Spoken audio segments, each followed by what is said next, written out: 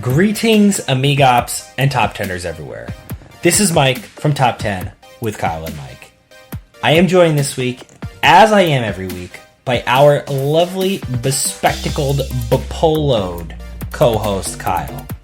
Now, Kyle and I are going to be discussing a topic. I have an inkling of what this topic might be. In fact, I know what this topic is. I haven't prepared for it, but I do know what this topic is. We're going to discuss this topic. We're going to debate it vigorously, and by the end of a sorta compact episode, we'll have ourselves a definitive top 10 list. So, K-Dog, what are we talking about tonight? Okay, Mike, as you said, you know this topic. We have been discussing the potential to do this podcast for a couple of days here. As hopefully most everybody knows by now, we are a few weeks after the debut of the hotly anticipated Pixar film, Toy Story 4. That is 4 for you English speakers. Hotly anticipated and shockingly well received. Stunningly well received. Although not by everybody. Yes, I want to get into the reaction a little bit. It's interesting. It's one of those movies that I know is well received, but I don't actually know anybody who saw it. Other than, I saw it, Caroline and I went with Mom and Pop. We had really a lovely night. We went out to, Legal Seafood, so like a chain of, seafood restaurants in Boston. Had ourselves some clam chowder, the whole dealio, got into the movies. We missed the short, which was unfortunate. I don't know if the short was any good. There may have not been a short, because Allegiance and I got there like probably 20 minutes early and saw no short. Oh, perhaps there wasn't. But other than us and you and Allegiance, I don't know anybody who's seen it. The only other person I've talked to about it is Cody, which it's worth talking about. So if you've listened to our Movie Trilogies podcast with Cody, you'll know that he was extremely pessimistic towards the notion of a good Toy Story 4. As I assume we were. I never remember anything I said 5 minutes after I said it, but I believe we were pretty pessimistic. I would say we were cautiously optimistic based on the fact that they had proven themselves with a track record of great Toy Story specific movies, notwithstanding the other kind of lesser received Pixar sequels. And this was pre-Incredibles too, I believe, right? Yeah, I think so. But Cody's reviews were largely negative. Of Toy Story 4. Yeah. I think his bar was so high. Like, I think in his mind, they needed to have something that was so undisputably as great as the others to justify it. And I think in his opinion, it was a pretty significant step below. And so he was very disappointed. I think it's fair to say that this movie was a step below the other three, but just a step. It was still a fantastic film. I totally agree. I think the movie, it's interesting. I'll be curious to see how people think about this movie, not so much in terms of quality, but in like what they think the movie was trying to do down the road. Because I think the movie walked an interesting tightrope between asking some of the biggest questions of the series in terms of purpose and like the meaning of life and those kinds of things. And at the same time, I think it chose the narrowest scope of any of the movies, particularly from a plot point of view. So it was sort of interesting. I'm curious whether this is remembered as the smaller, quieter, less ambitious film, or the one that asked the big questions, because I could see it really going either way. I think it kind of depends what comes next. And I feel like Allegiance and I had different interpretations. She kind of saw it as like, that's it. You know, Buzz is going one way, Woody's going up. By the way, spoilers. If you haven't seen Toy Story 4, sorry. don't listen to this. And like kind of a sunset moment. I saw it as kind of like an opportunity for another one. I wouldn't be surprised if we saw Toy Story 5. My assumption is that this is opening up a world where they can do one-off adventures. So I would view this as a situation where the main arc of anything sort of meaningful and central has been done. but I would tend to think we're probably now entering the dawn of the Toy Story extended cinematic universe. We're looking at a Hobbs and Shaw type scenario. I would think so. I think we're going to be getting like the Mandalorian. I think we're in for like, you know, you know what? Here's the movie. We're going to get the Meet the Potatoes. We're going to get like a Meet the Parents, but Mr. and Mrs. Potato Head. Like, it'll be a buddy comedy with Ham and Rex where they're like cops doing 21 Jump Street. Like, I think we're getting those movies. I would be interested in seeing a Buzz Lightyear spin-off movie where it's like, it takes place in the Star Command universe. Yeah. And it's like from the perspective of a kid that's playing with a Buzz Lightyear toy, but it plays as like a Buzz Lightyear movie. It's a perfect example. I would be very, I would say, yeah, okay, if that was what they did. Why don't we just scrap this list I've made and we'll just do top 10 Toy Story spin-offs we want to see? Like, pitch our ideas? Yeah. So, I think the related piece that I'd like to tackle just quickly before we get into... Have you said what the topic is? No. Okay. Can you say the topic and then I'll say what I think we need to talk about quickly because it relates to the movie, like, as a whole? Yeah. So, in my experience, my feelings about these Pixar sequels have largely been tied to how memorable they can add to an already established set of characters. For example, like in Monsters U and Finding Dory, I found the additional characters were not very memorable, and I think that really detracted from the film overall. You didn't like Phil Dunphy as the whale with the echolocation? What's that whale's name? I don't know. No idea, right? Exactly. Whereas this movie, I found that the character additions they made were extremely memorable and pleasant and really contributed positively to an already established cast of established relationships. So we are going to be talking about the top 10 new characters that appeared in this film. And I'm being pretty liberal with that definition. Yes. But. So here's what I want to discuss really quickly because I think it's a complementary question is I thought this movie was interesting and different than the other three in what it did with the existing cast of main characters. I am willing to assume that a decent chunk of the method they employed there is because these characters, these actors are a little bit older, they're probably busy. It's been, I think, 9 years since the last film came out, but I don't know if you would agree. I would say if somebody asked me who was coming into this movie, I would basically say none of the old characters are in this movie. Like, Slinky is not in this movie. Buzz is barely in this movie. Mr. and Mrs. Potato Head, Rex, Ham, they're not in this movie. Like, they're not. They appear, and I think in most cases it's the original voice actors, but they're not really in this movie.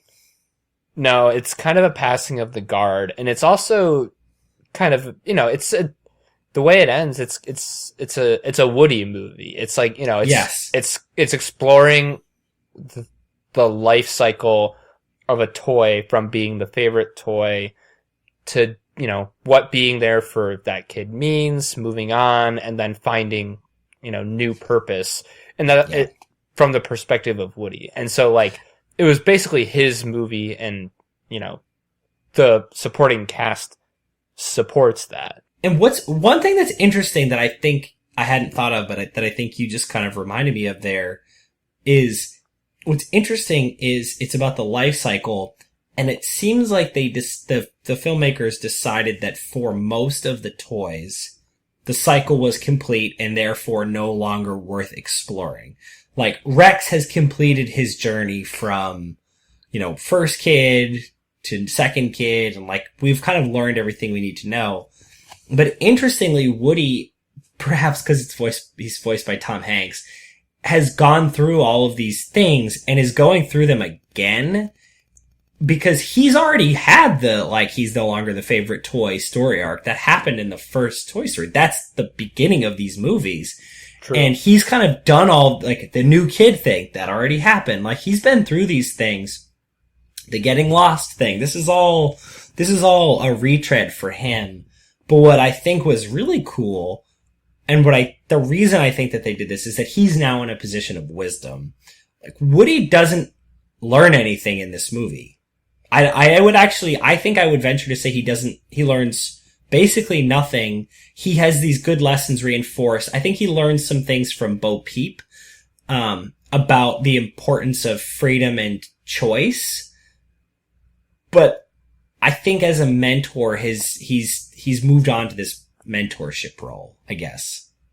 Yeah, and it's kind of an interesting concept. Like, he's kind of learned to stop, because prior to this, like, pretty much all of his motivations have been for his kid, for Andy or Bonnie, and like, yeah, really at the end of the movie, like, his motivations are a little more not like selfish, but self-centered. Like, it's kind of like he wants to explore what else like could possibly bring meaning to a toy in their life, and he's exploring that, which is kind of an interesting concept for a toy. I guess I want us to walk back what I said a little bit. I overstated it. It's not that he didn't learn anything. He did that is his big central lesson and one of the big lessons of the film. So to ignore that would be missing the point. But I think a lot of the nuts and bolts that got him there were in place. I completely agree. I know what you're trying to say.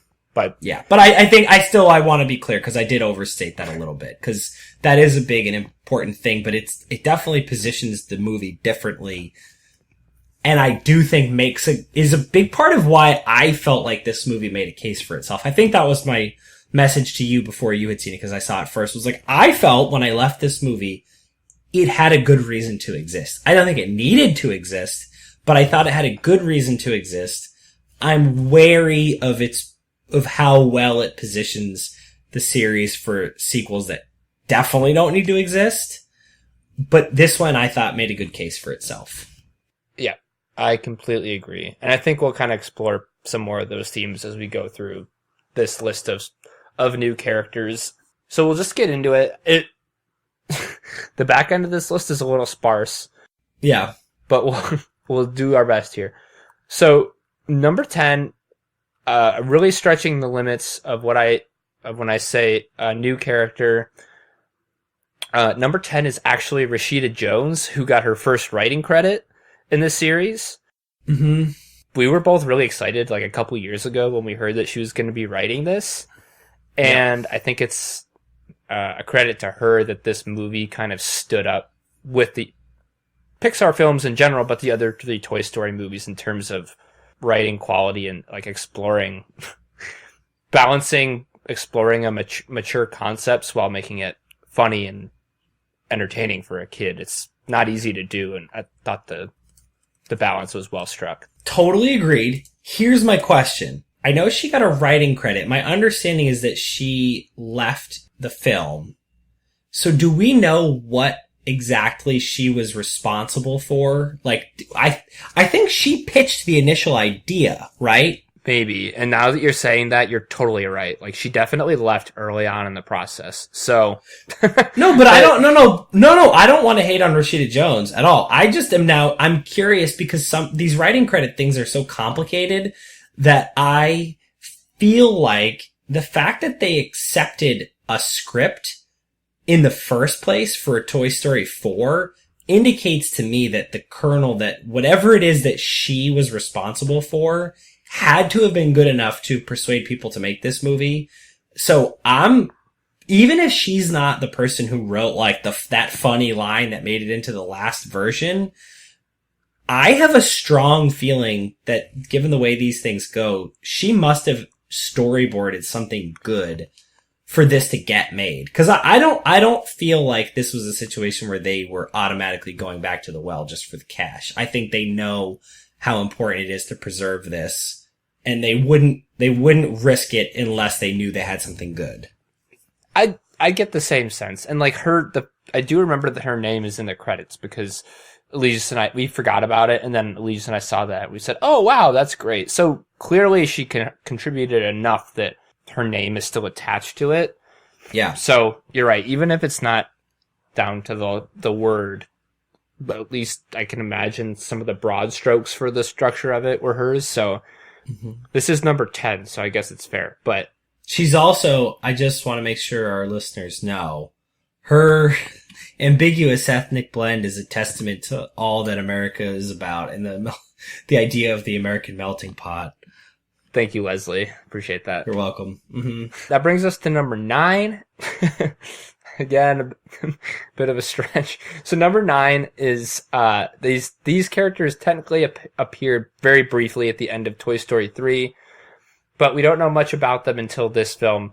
Number 9 are Bonnie's parents, who I think deserve a mention, not because they're really interesting in any way and kind of just are there to drive the plot, but because they're extremely patient parents. Like, they're really good parents. I really liked them. yeah, I mean, like, how many fucking times does she lose that spork with the pipe cleaner around it? And her parents, like, delay leaving a place by what appears to be, like, on the order of hours to help her look for her. Like a Scooby-Doo, we're trapped in town situation.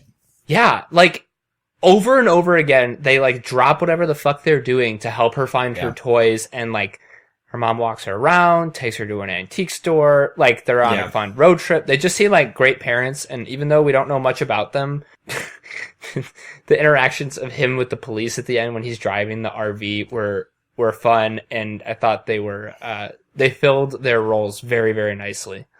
Totally agreed. I think they were terrific parents. Like, no issues there. I have one question. I got into an argument recently with somebody about whether Russell from Up was Asian or not. I was always under the impression that Russell from Up was, in fact, Asian. Okay. And this person was, like, pretty vehement in telling me that Russell wasn't. So I don't, do you have a take on that? I thought he was. Absolutely thought he was Asian, so this is news to me. No, don't let it be news. I think we're right. I think this person was just weird. Also, it might be like a close friend of ours who was just like seeing the movie wrong. So sorry if I'm implying like you didn't want Russell to be Asian. I don't think whoever this was cared. It's probably like somebody we know. And so I'm curious about the race of Bonnie's parents. Did we get a read on this? Because they're an interesting complexion. The dad, to me, I was gonna go South Asian. Like, I was giving this guy Pakistani, Indian, Sri Lankan. Was that your read on this situation? Not really. I was kind of getting, like, Latina vibes from the mother, and I didn't know if it was like a Miles Morales type situation. I have no idea. I'm gonna Google, Bonnie Toy Story 4 race. Her last name is Anderson. Okay. That's not super helpful. Okay. Oh my goodness. I don't, oh my god. I don't want to get super into politics here, but I will say that the National Review, if folks are not aware, is a conservative publication, not like a fringe conservative publication. This is like a fairly mainstream conservative publication, but it's refers to her as mixed race.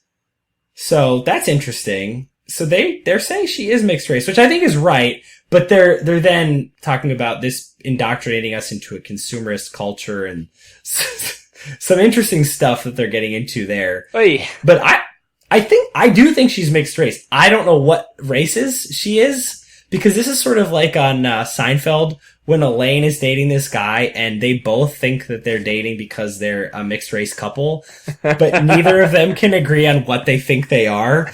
She thinks he's black and she's white. He thinks he's white and she's Hispanic. Oh, and they're like, so we're just a couple of white people? And it ends with them agreeing to go to the Gap. Oh my god. Alright, at any rate, I don't know what the hell Bonnie is, but it seems like she's mixed race. You go, Bonnie. Yeah. Your parents. Her parents did a fine job this installment. They did a fine job being whatever race they were. Yeah, whatever that happened to be. White people, Anderson. So, number 8, it dismays me to put this character this low. It's because I was really hoping for an extended appearance from this character, and it ended up being kind of a quick thing.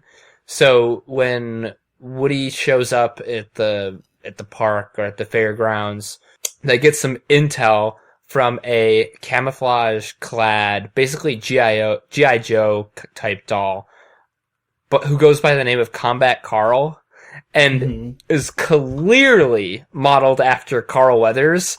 Yes. And there are 3 of them in different kind of fatigues, and there's the third one keeps going for a high five and keeps getting left hanging. That one is my favorite, of course. It's not, like, surprising, but that one was awesome. Obviously. It played for laughs. I really liked the Carl Weathers reference, and then I was delighted when immediately after the movie ended, I went on IMDb and found out that Combat Carl was in fact voiced by Carl Weathers, my acting coach. It was fantastic. He's a terrific acting coach. He's not cheap as an acting coach. No. Yeah, just wonderful. It is important to get the parents something to do here, and like the weird sex jokes that a lot of animated movies were doing like in the 90s have kind of gotten a little weird. So dropping a little Carl Weathers in your movie is the play. It was a delightful addition to the series. Yeah. I really, really like that. So that brings us to the not top 3, I think. I just don't. Should I start or what do I? You should just go. Just do it. Just go. I just don't think I can. You feeling a little constipated? I can't do it. Yeah.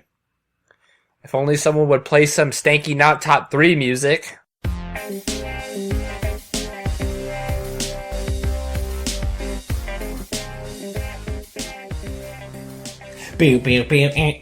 Ooh. Nice. Thanks. That was so stanky. Thank you, Kevin. Saved it. That was getting awkward. Yeah, that was weird. I didn't like it. Okay. Not top 3. So, very obviously, I guess they kind of had like a not redemptive arc, but like I guess they're fine arc at the end of the film is the fucking dummies in the antique store. I am not a child. I'm a big boy. I have hair on my back to prove it, but very scary, very creepy, will be sticking with me for a while, and I just don't know how good I would have felt about bringing a child to that movie after that. Yeah, like that was my main concern. It's like if I was a kid, I'd be like legitimately scared of this, and I don't think there's a point in any other Toy Story movie. Well, that's not true. Sid's room is fucking terrifying, but like Sid's room is terrifying. And Zurg, I guess, has some mean vibes to him, but like... But I think Sid's room is far more clearly, like, brought to light and sort of demystified. Like, while the dummies do get their arc that we kind of, like, move on from the creepiness, like, the baby with the spider legs in Toy Story... Oh my god. Is so creepy to start with, but he's so thoroughly humanized and demystified that even a kid who is afraid of the creepy visual, I think the movie was clear enough that they shouldn't be afraid of it. Right. There's no such indication with these dummies. No. The second and final entry on this list is one of my larger bones of contention, or not bones of contention, one of my largest questions about this movie. It really bothered me. But only after I thought about it, after I saw the film. So, do you remember one of the ways that the toys get around this carnival is on this basically like RC toy that has like a skunk on top of it? Mm-hmm. So it looks like a skunk running around? It does look like a skunk. So, the way I see this, there are 2 possibilities. One is that it's like an actual RC car that is attached to I know exactly where this is going and I love it so much. If it's a RC car, like a prank RC car with a skunk on it, then it's definitely a fucking toy, in which case they're riding around in the carcass of a toy. Like a dead toy. I don't want to get super deep into this whole conversation, but the movie does make the whole question of the animating force behind toys a little bit blurrier than it ever was before. I think the previous implication was that any toy is sort of like anthropomorphized and it becomes humanish. But this one implied that it's like the writing of the name on the foot, and we don't have to get into it because that was a little squishy. But I'm at least open to the possibility that a toy could be inanimate in this world. So maybe this is a skunk toy that never had life breathed into it. I'm not open to that possibility. The other alternative Yes, please give us the other, and I'm much more, the far better scenario, which I like. The alternative is that the RC car is not a toy, but they just put a dead squirrel on top of it, which is, like, arguably more fucked up. Like, I think it's less fucked up and better, because then it's not cannibalism or like repurposing or desecrating the corpse of your own species, because we at least allow for the possibility. I know that sentiment has changed on this, but for the last like several thousand years, like tens of thousands of years, it's been pretty common practice to kill an animal, skin it, and then wear it. Yeah. Fairly barbaric practice, but because it's a different species, it's just sort of okay. Like, the Buffalo Bill situation is less okay, because it's still a human. And I think that's sort of, to me, like, the line here. So, if it's toy-on-toy violence, and, like, living inside of another toy, that's pretty messed up. But if it's an actual animal, you know, live and let die. Like, you go. I was perturbed by either scenario, and I don't see another way in which this plays out, unless they found like a Davy Crockett skunk hat, and like I don't know. It's a good possibility. What is the agent that they're using to preserve? Like, I don't think Peep has formaldehyde on hand. Like, if she killed this skunk with her shepherd's crook, I guess. Like, I'm not sure. Yeah, there's some questions. I've got questions about the skunk mobile. Yeah. Pixar, hit us up, because we want to know. Yeah. That should be in, like, a Reddit AMA. Yeah, let's get this going somewhere. Mm-hmm. I didn't have any other not top threes, unless you can think of somebody. No, that seems reasonable. Okay. Then let's get back to number 7. So, speaking of cannibalizing other animal or other toys, in that scenario we discussed, the cannibals would have been Bo Peep's sheep, Billy Goat and Gruff. So these sheep technically appear in at least the first Toy Story film, probably the second. Yeah, but like very differently, obviously. They're just like they just don't have any kind of personality or meaningful role in those films. Yeah. And in this movie, they function very effectively as both comic relief and like kind of like gateway to Bo Peep that Woody has to kind of traverse, which is touching.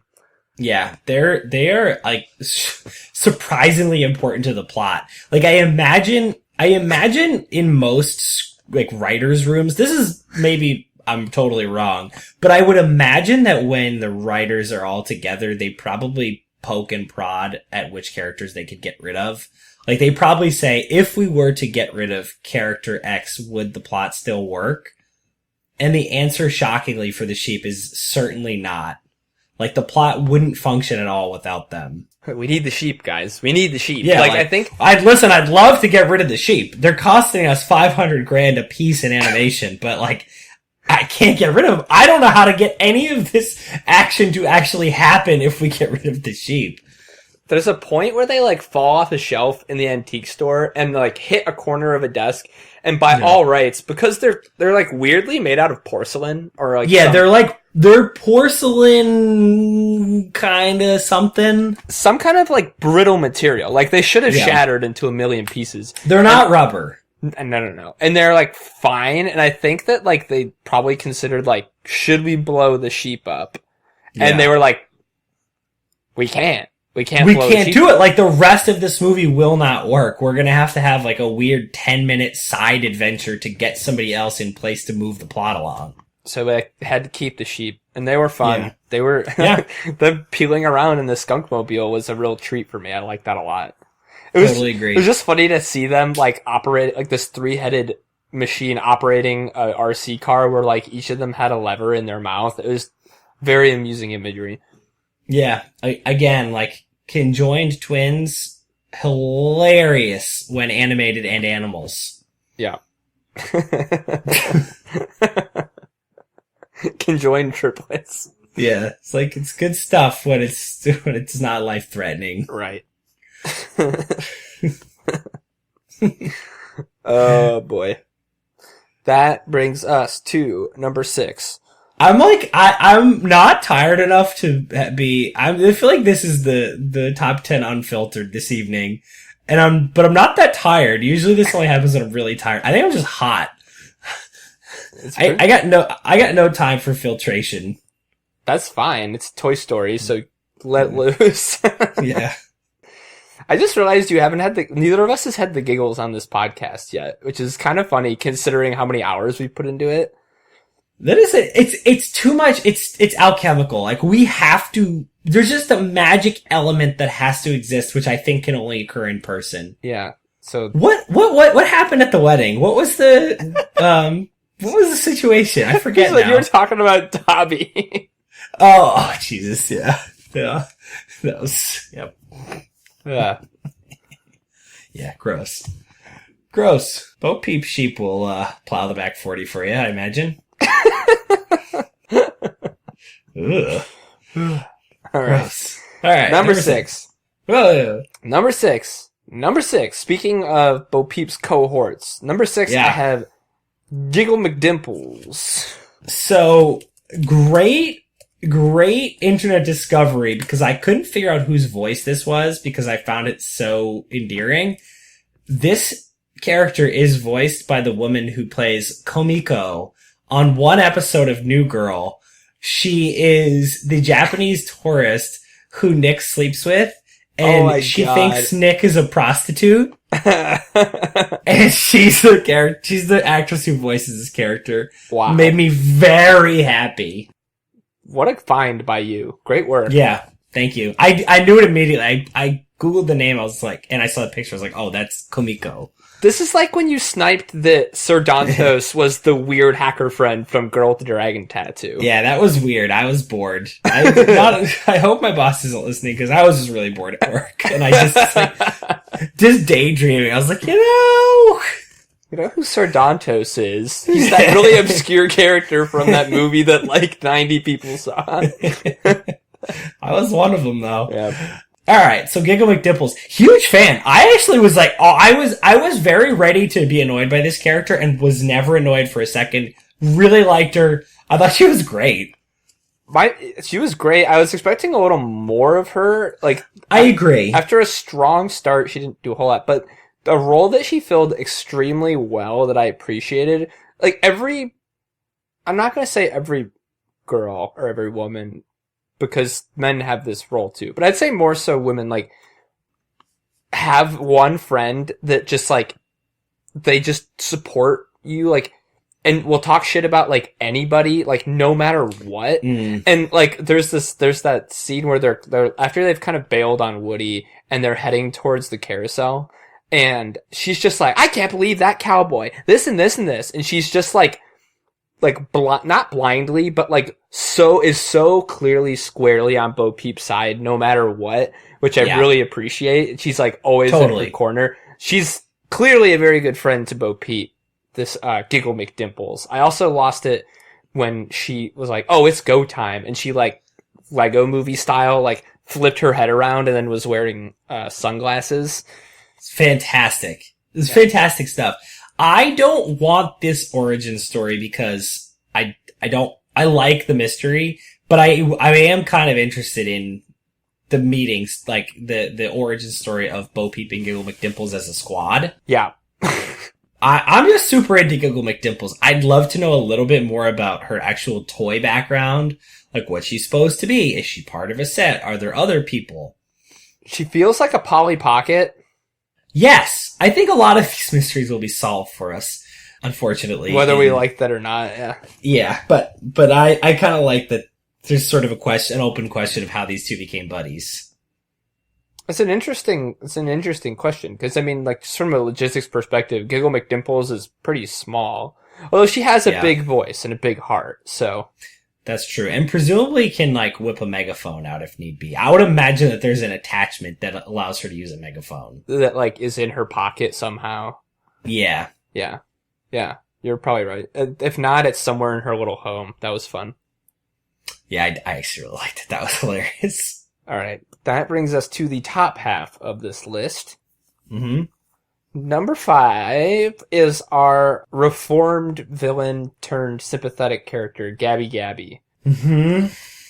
So I would have been a little more into this character arc if we had not kind of seen it already a number of times. 100%. I think I felt a little bit of a been there, done that vibe. Yeah. Because, I mean, like, and the voice box thing was super fucking creepy, and, like, that was new, but, like, the concept of, like, you know, like, wanting to have a special connection with a kid, like, you know, it's been done. It's been done with, you know, Woody and Jesse and Lotso hugging Bear. Pete, Yep, Pete, whoever. So, you know, it's still fucking played great. And, like, part of what puts her this high is that at the end there, when she ends up getting with that lost girl, it was like, that fucking wrecked me. It destroyed me. It was like, yeah, man. I mean, and you could see it coming a mile away that the girl that she was interested in was just gonna not be interested in her. Mm-hmm. It still hit. And then, yeah, I kind of liked this, like, concept of a, like, crime boss style chatty Cathy doll, like, just hanging out in an antique store waiting to pilfer a voice box from some unsuspecting toy. Like, that I liked a lot. Totally. And I don't know if we're gonna kind of get into it too much, and I'm not sure what influence she had over, like, the town in the antique store, but I loved that. I mean, that scene in the speakeasy was one of my favorite parts of the movie, and I think we might talk about that a little bit in a bit. But I liked the town, and I liked how she fit into it. I think what's interesting is every universe, like, the heroes sort of have a particular vibe, and so the villains fill in kind of naturally. And so it's not always surprising or necessarily all that upsetting, in my opinion at least, when the villains become a little similar. I think where it's a bummer is when they sort of lose the differences in translation and sort of miss out on the distinguishing features. So I think a good example is the Joker in the 1989 Batman and the Riddler in the 1995 Batman are very similar characters. And I think that the basic notion of wanting to best Batman as, like, a major motivation for these characters is not surprising given the rules of the road set out by that universe. And so that there are two villains who in a particular way are sort of motivated by that, that's not surprising. Like, that's not surprising at all. And so that there's this world where companionship with a human and finding your purpose as a toy is a major theme, that a couple of the villains are toys that don't have that connection or have lost it. Like, that's not a disappointment. That's natural. Like, that's the world we're living in. Where I think this movie my feelings on Gabby Gabby wavered a little bit is where they sort of lost the feel of what made her a little different. That was when I didn't buy into her as much as I wanted to. But then at the end, I thought they did a nice job of emphasizing what was different about her. Yeah, and that definitely saved it for me. Totally. I thought that paid off pretty nicely.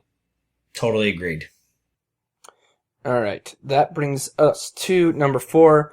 Number 4, and the only reason that she's this low is because technically she doesn't fit on this list.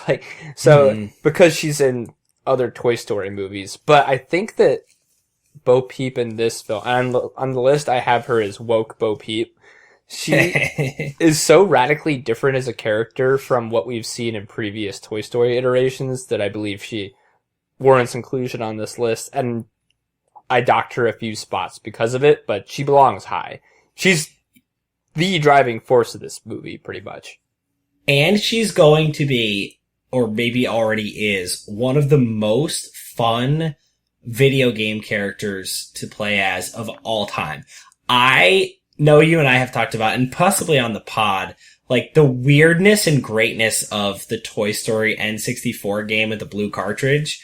This game is going to be off the Chizane, and playing as like Elsa Bo Peep with the cape and the whole deal is going to be so much fun.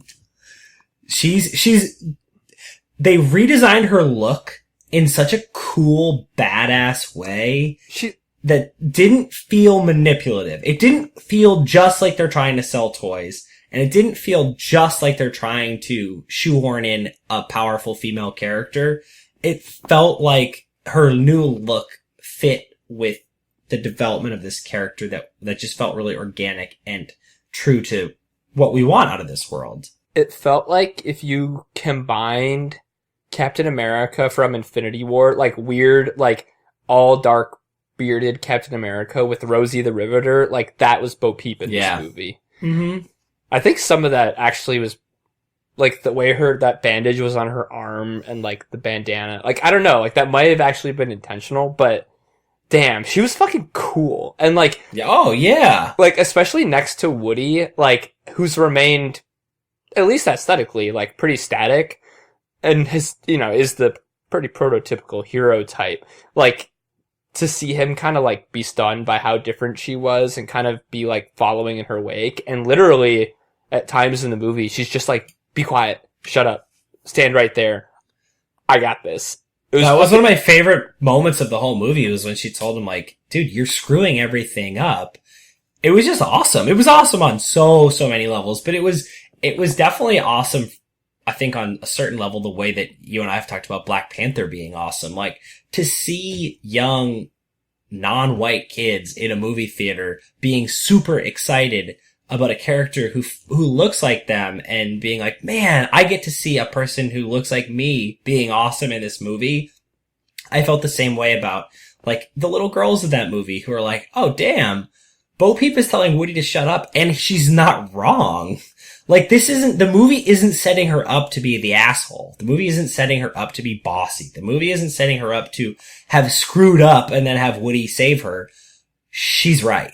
She's right both in terms of the plot of the film, like she knows the X's and O's of how to infiltrate that weird ass glass cabinet, but she's also right in that she has something to teach Woody. Like that's cool to me. That was awesome, and it felt really gratifying that the movie stuck the landing for all the little kids out there who needed to see something different. I loved that. Amazing. Definitely, like the movie. I guess it's kind of Woody's movies in some way, but I really think this movie is Bo Peep's. Like this movie can't exist without that character, and so it's important that they got it right, and they did, so it worked out. But. Yeah, totally nailed it. And though I'm not taking the cynical point of view here, and I'm saying I think that they totally did this right, this is going to sell a lot of toys. Oh, I'll buy probably 2 for myself. So 100%. I think if they actually sold like a porcelain lamp of Bo Peep with the sheep, like I'd be seriously interested in one of those. Yeah. But word. Also, she's voiced by Annie Potts, who I don't know that name off the top of my head, but she's the like sassy and bored secretary in the Ghostbusters movies. Oh, wow. I like that. I didn't realize that. But I'm glad she's a little bit older. It makes sense. Yeah. No, definitely. All right. Honorable mentions. This movie very conveniently dropped a nice list of honorable mentions right into my lap. So, I don't know if you remember this, but early in the film, when all the toys are hiding in the closet, and Bonnie kind of like bursts in there and takes a bunch of toys, and Woody gets left behind, basically ignored. And while she's playing with all the other toys, Woody is having a conversation with the other toys in the closet that got left behind. So it'd be hard to tell this just watching the movie, and I certainly didn't notice anything special about these toys. But in perusing the IMDb page, it became clear that all of the toys are like pretty spectacular cameos from very well-respected actors and actresses. And then the names of the characters are puns on their names, which is amazing. So if you remember, there's like a pink or purple or green like chair from like some kind of kitchen playset, voiced by Carol Burnett, named Cheryl Burnett. I did not know that was Carol Burnett at the time. That's fantastic. Yep. There was a elephant voiced by Mel Brooks named Melephant Brooks. Now that I caught. I knew that was Mel Brooks and Wow. thoroughly enjoyed that. Keen ear. He actually figured pretty prominently into a season-long arc on Curb Your Enthusiasm, so I've heard his voice quite a bit. That's great. Mm-hmm. The clock named Old Timer is voiced by an actor whose last name is Oppenheimer. Okay. Betty White was, I don't know what her character was. Maybe a shark or something, because the character name is Bitey White. I totally missed that. Yep. And then the last one was Carl Reiner, who voiced Carl Reineroceros. That I also caught Carl Reiner. He is a true joy, and that would make me very happy. I didn't catch any of that while I was watching it, but that's truly spectacular, and I really like that. Yeah. I really, really give a lot of credit to them for just, like, calling them their actual names. That was great. Amazing. Yep. The only other honorable mentions I had were Axel the Carney, who's actually voiced by Bill Hader. So is Axel the Carney the guy who's working the shooting gallery? I believe so. Okay, so did you catch the Pizza Planet? I did not notice that it was Pizza Planet specifically, but I did see a tattoo, and I was like, God, I wish I had paid attention faster, because that's definitely something. Yeah, so it was the Pizza Planet. It was his calf, right? Yeah, so are we to believe that he's the crazy driver from Toy Story 1? I don't know about that. I think that that's at least a very strong possibility. I'd say that's probably a 50% shot, but he definitely has a Pizza Planet tattoo on his calf. That's for damn sure. He's at the very least a kid who loves Pizza Planet. Yeah, I'm gonna go ahead and assume that he's like the Goonhead delivery pizza guy from Pizza Planet in Toy Story. Yeah, and then I like that. The other one I'll mention is just because it like made me like flash back really aggressively to a toy I used to play with when I was a kid. When they first show up at the like park area and there's the sandbox and there's like a fairy with wings, and did you ever play with these toys where you rip the string and the toy flies up in the air and its arms spread out and it like spins and floats to the ground?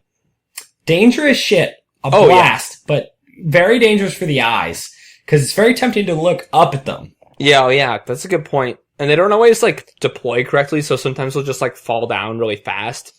Yeah. But I think I had a Batman one of those. I remember that very distinctly, like that those toys were a blast. Yeah. But like I hadn't thought about one of those for 15 plus years, so like it was just like cool to see something like that and immediately and viscerally remember it. It was cool. Totally. All right. Back to the list. Number 3, I was so happy with this character. Number 3 is Duke Kaboom, the Canadian Evel Knievel.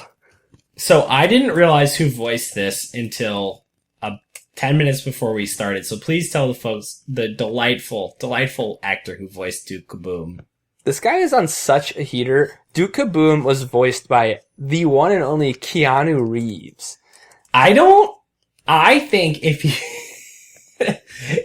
you put me in a time machine in 2003, like the height of the Keanu-sans, like, I never in my life would have believed Keanu Reeves would be in our lives at this time, because Keanu Reeves was a star at Bill and Ted and Point Break, which was like the 90s, like the early 90s, right? Bill and Ted's like the 80s, I think. I want to say Point Break is like mid 90s, but like maybe I'm going to say Point Break's like 94. Let's give it a quick. You keep talking. Okay, and then we get him for the Matrix movies. Yeah. And then the Replacements. Point Break is 91. Okay, so to my point here, the Matrix Replacements era of his career was already the Keanu-sans. Right. Like, he had come back. Like he I believe was kind of gone and then came back for those films and then again disappeared until John Wick. And now he's fucking John Wick. Yes. And also crazy handsome. He was like really weird looking and not attractive for several years there and is crazy good looking now. Yeah, he's settled into his ruggedness quite nicely, which not everyone can do, but, and I didn't know this watching it. Like, his voice is not so distinct that it's obvious that he was voicing Duke Kaboom, but I loved this character. I thought it was so fucking funny. Like, the whole, the flashback of, like, him meekly falling off the ramp on Christmas morning, and, like, one of the so true to life. Probably my favorite shot of the whole movie is when he flies off the Ferris wheel and like streaks across the full moon with his arms outstretched. It's like simultaneously actually beautiful and extremely comedic. And when he smashes his head on the on the lights at the other end, oh my god. I want to emphasize the actually beautiful part because it was really gorgeous and super cool and actually thrilling, which was weird to say about this, but I actually was thrilled. Like, I actually got into that set piece. Totally agreed. And while we're on the subject, I'll just say that Pixar does this. They'll just like pick something to flex on and they'll just like really go for it. Like, in Finding Nemo, it was like the water effects, and in Brave, it was her hair, and like and then in Monsters Inc., it was the fur animation. Like, every movie they pick something and they like really fucking do it. In this movie, just the flex of doing it at a carnival with all the flashing lights and everything, it was like truly amazing to just like stop, and especially because the last like half hour or so all was at night. That was amazing. The animation on this film was mind blowing. And I really liked the way they incorporated some of those sort of more modern camera techniques, which was super cool. Yeah. And different than what they've done before, because I think typically they had done multi-camera or single camera, what a single camera they had traditionally done. This one they actually did like multi-camera with zooms and pans and stuff in a different way that I thought was really cool. Amazing. Yeah. So, Duke Kaboom. Really fun stuff.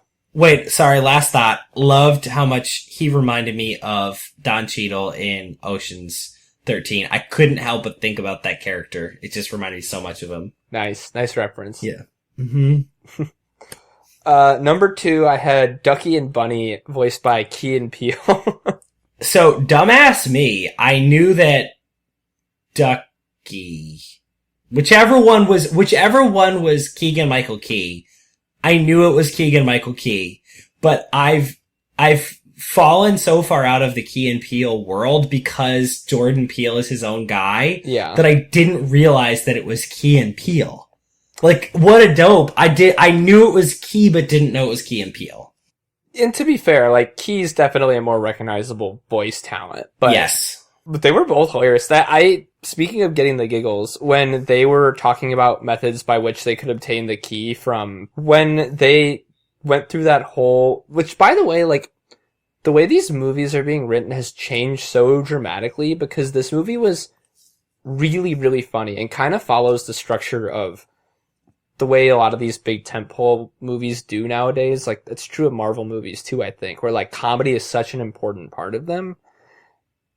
And that whole sequence where they, like, it's not, you don't see it in a Pixar movie. Like, it's a tangential, just like side shoot. Like a Family Guy kind of thing. Yeah, of like this woman getting ready for bed and like drinking wine in a bathtub and then these two toys like sneaking into her bedroom. I thought the fact that they went down that road right in the middle of fucking Toy Story 4, like, and maybe the meta, like, decision to do that was even funnier to me than the actual, like, comedy of it. But I thought it was like getting awkward. Like, Lee just was like, stop. Like, I was laughing like a full minute after it had happened. Oh my god, they were funny. I think that was the funniest bit in all of Toy Story. Like, all 4 of the films, I think that was the funniest bit they'd ever done. And I don't think it works without Key and Peele. Their chemistry, and even at the time when I just knew it was, Key and some other guy, was so palpable and so perfect. They were perfect. Like, it felt as though Ducky and Bunny had been best friends for years. And had just had this relationship that developed off camera. It was so perfect. That, and like, it's a testament to how they pulled these characters in so smoothly, is that they felt like a totally natural part of like this party. Mm-hmm. It's also, Totally. and speaking of conjoined twins, like the humor of them being connected was actually very potent. Yeah, and just the basic concept of like the life of a carnival toy being different was just very enjoyable. Amazing. So, Ducky and Bunny. I think Ducky was Key and Bunny was Peel, if I had to guess. Say that again? I think Ducky is Key. Yes. Yeah. That's my recollection. Yeah. So, and Ducky was the funnier of the two. Yep, no doubt. Did you stay through the credits? Yes. When they again, the same style joke where it just shows them like getting huge and blasting people with lasers and stuff. Also, the animation on that was really cool. I actually thought that was really beautifully done. I really quite enjoyed that. And that 2 minutes of Godzilla there was better than the 2 hours of Godzilla I watched earlier this summer by a factor of about 1,000. Wow. That's what I love. Like, they'll spend, you know how long that took to animate? Yeah, that probably took like a month. Yep. And they did it. Like, it's like when they did bloopers at the end of The Incredibles. Like, It took them months to do that. Anyways. Yeah. I don't think anyone will be shocked. They did great bloopers on Toy Story 2 as well. Yeah, that's true. I don't think anyone will be shocked by number one. No. Number one, it wasn't his movie, but he's kind of maybe not the soul of the movie's maybe not quite right either.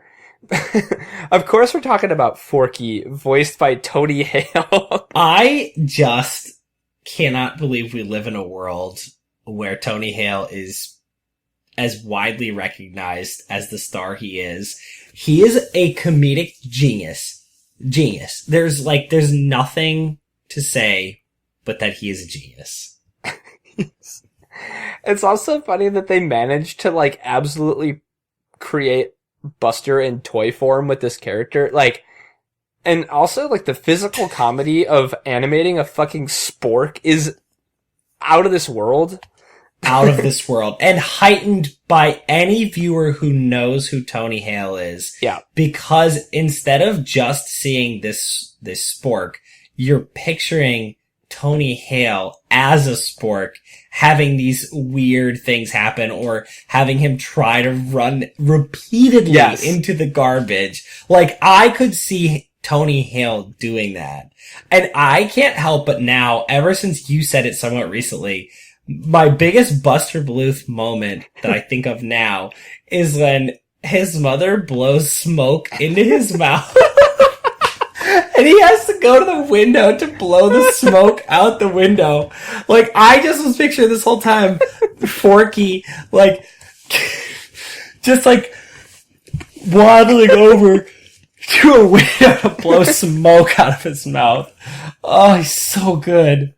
The animation when Woody jumps out the RV to get him and they're walking back to the carnival and he's just like intermittently like trying to keep up and waddling and then like giving up and like flopping on the ground and you can hear his stupid little popsicle stick legs like hitting the pavement and he keeps saying, "Carry me."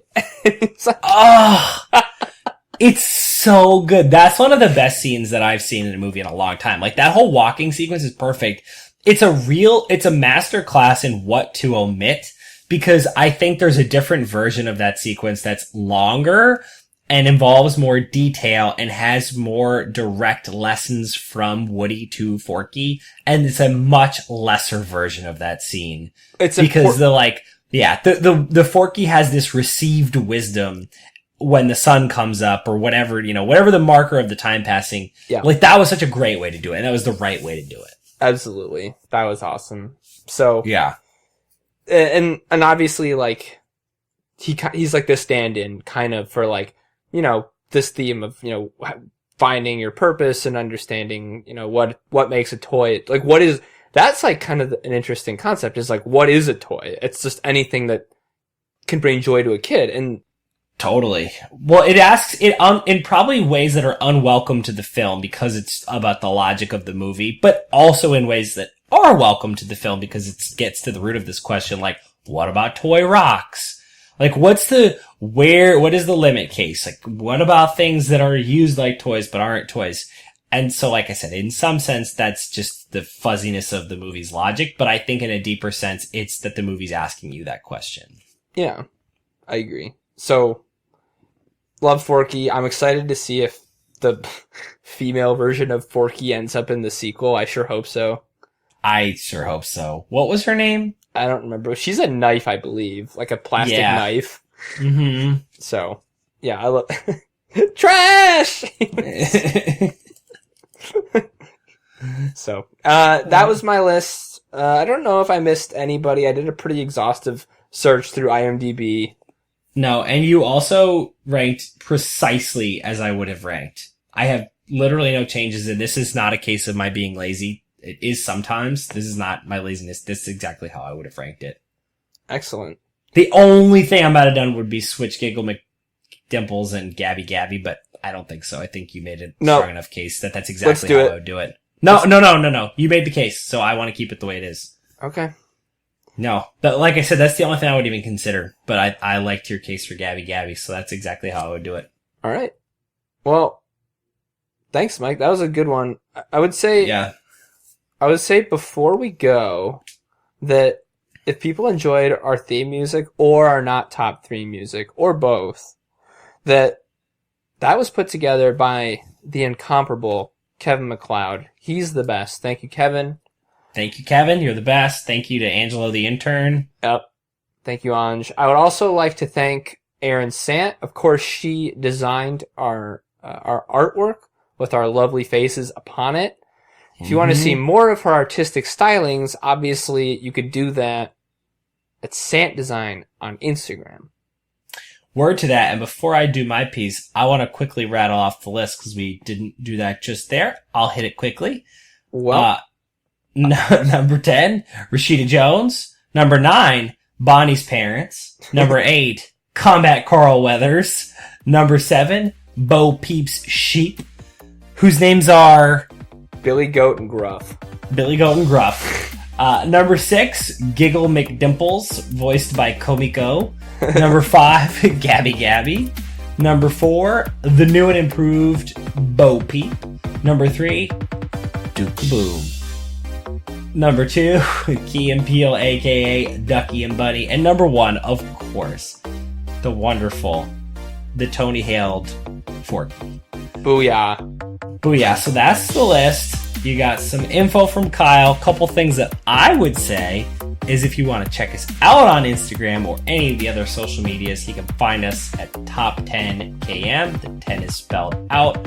We're at Top10KM on Instagram, on our Twitter. You can shoot us an email, top10km@gmail.com. Check us out on Facebook. Send us an email. Tell us you want to do a list. Tell us you want to propose a bunch of ideas for Toy Story 5, and that's a list. Come on. We would love to talk about it. Try I have a feeling you're listening on a podcast app right now, but if you want a different one, you can find us on the Apple Podcast app, Spotify, Stitcher, Podbean, pretty much wherever podcasts can be found. It's about what I would say, K-Dog. I think you pretty much covered what needed to be said. So we are in great shape.